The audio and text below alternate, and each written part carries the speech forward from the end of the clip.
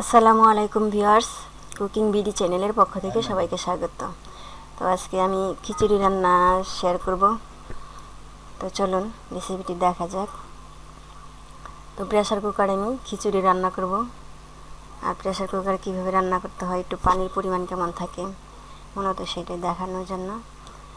তো পেস্টটা আমার বাদামি হয়ে গেছে। এর মধ্যে তেজপাতা, এলাচ, দারুচিনি দিয়েছি, আর রসুন বাটা, জিরা বাটা, এরপরে 1 চা চামচ আদা বাটা।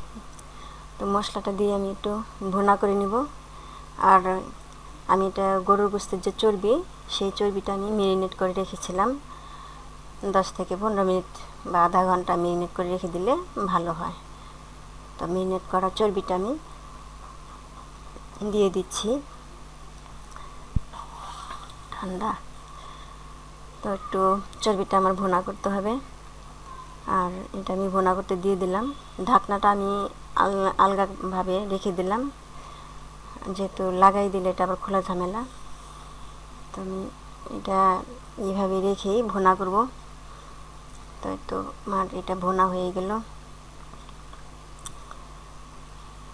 আর এটা দেখুন, আর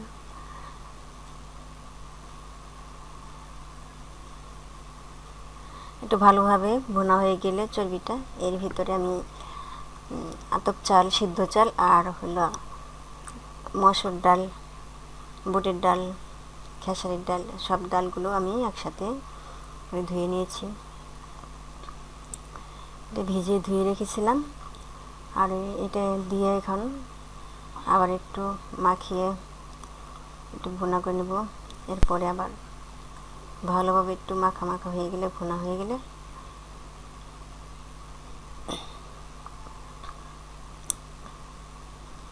এই তো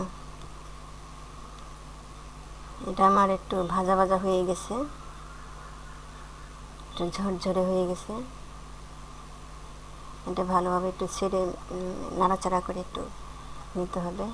আর এর ভিতরে আমি পানি দিয়ে দিলাম, পানিটা ভাতের মতো যেরকম। আর এটা আমার মানে কি শুকনাও থাকবে না, আবার একবারে লেটকাও হবে না, মাখা মাখা আর কি। পানিটা ভাতের মতো, পরিমাণ মতো মেপে দেওয়া আর কি। তো এটা আমার বলক আসছে, এটা দেখানোর জন্য যে আমার এটা বলক আসছে। আমি এখন এটাকে বলক আসার পরে আমি এখানে একটু ভিনেগার দিলাম, সিরকা, আমি অনলাইন থেকে কিনেছি এটা।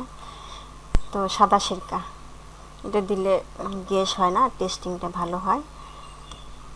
খিচুড়িটা সবার একটু হজমের সমস্যা, পেট গরম হয়ে যায়, তা এটাতে ভিনেগার দিলে আর কি সেই সমস্যাটা দূর হয়ে যায়।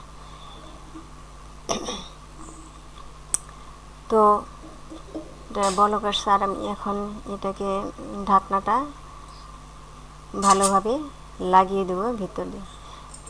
দেখুন লাগিয়ে দিচ্ছি। আর একটা সিটি হলেই আমার খিচুড়িটা রান্না হয়ে যাবে। তো আমি একটাই সিটি দিব, লাগানো হয়ে গেছে। সিটি হওয়া পর্যন্ত অপেক্ষা করব। সিটি আসা পর্যন্ত আমাকে একটু অপেক্ষা করতে হবে।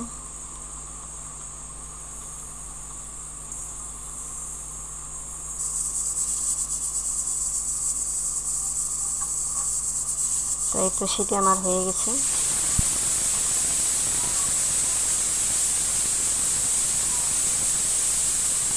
তো আমি এখন আমার চুলাটা অফ করে দিব। অফ করে দিয়ে একটু দমে রেখে দেবো চুলার পরে। এই তো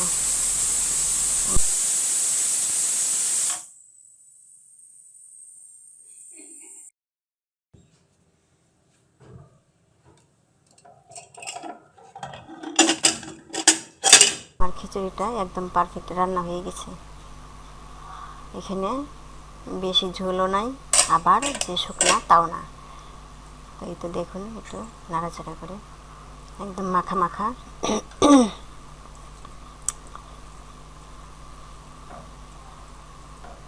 তো পানির পরিমাণটা একটু ভাতের মতো করে দিলে একটু ভালো হয়। আর